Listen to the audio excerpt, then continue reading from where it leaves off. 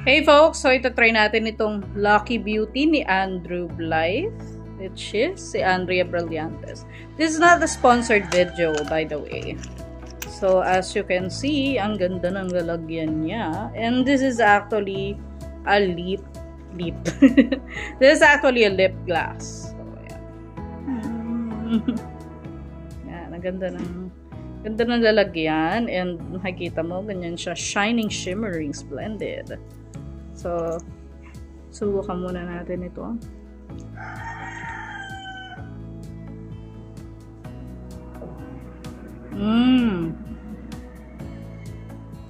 Hindi siya mabigat sa lips. I can't describe the feeling exactly, but you know, it's so silky. Medyo malamig siya. Ito siya pag close up. So, ang tawag sa shade na ito ay Halo. Ang next naman natin try itong Dreamy Lip Cloud.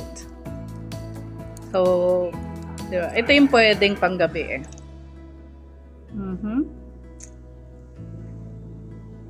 Yung amoy niya, amoy pintura ha. Medyo nagbubuo siya.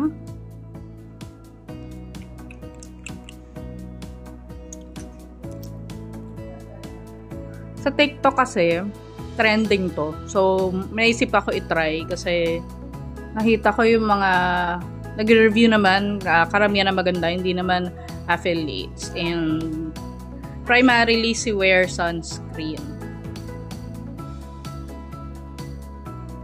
Diba? Kaya nga siya nabash kasi honest reviewer siya.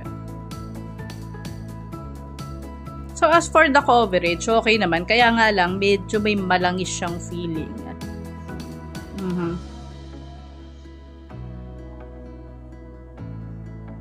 Actually, more of para ka naglagay ng light na lotion sa lips mo.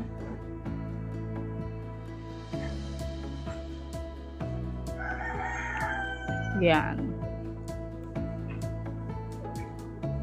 As for the coverage, pwede na. Antay naman siya. Kahit na medyo may namuo kanina, diba, pagpahid ko. But, yung price kasi nito, I bought this, I think, official store to eh. $399. So, for me, medyo pricey siya. Medyo pricey siya talaga. But then, let's check kung transfer proof. Hindi siya transfer proof. Hindi siya transfer proof eh. Wala, hindi siya transfer proof. So, will I buy this again? No. Liit niya eh. Tapos, parang di siya, siguro kung $299, pwede, pero $399 siya. And I don't think that extra 100 is makatarungan given na makita niyo naman yung performance niya. And yun nga, namuumuo pa nung paglagay ko.